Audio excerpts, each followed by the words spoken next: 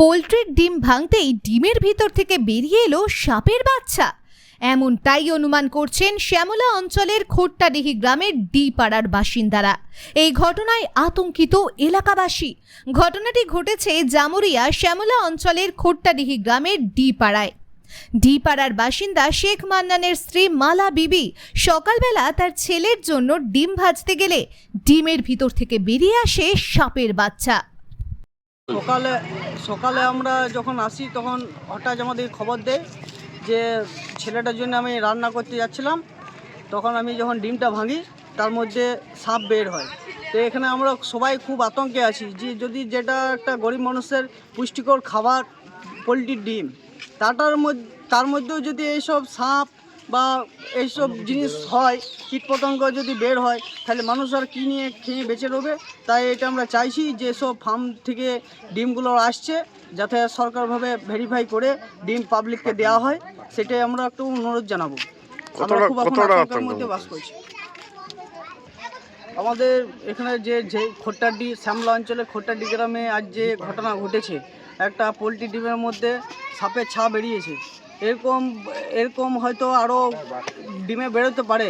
তাই আমি পাবলিককে আমাদের অনুরোধ করব, যখন ডিম খাওয়া হবে তখন যাতে ভেঙে দেখে খাওয়া হয়, না হলে মানুষ অসুস্থ হতে পারে।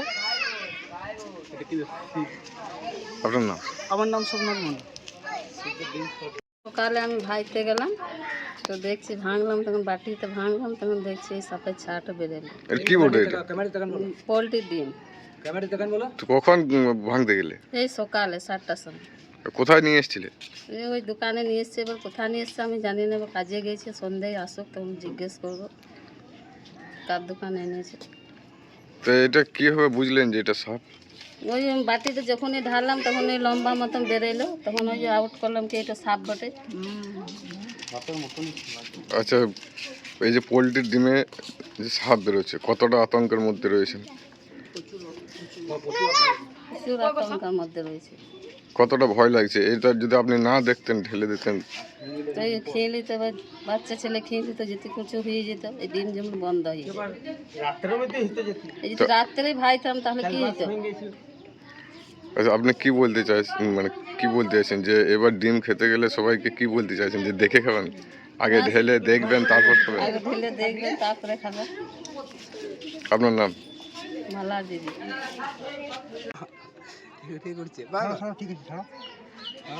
এই যে লোন খেনা এটা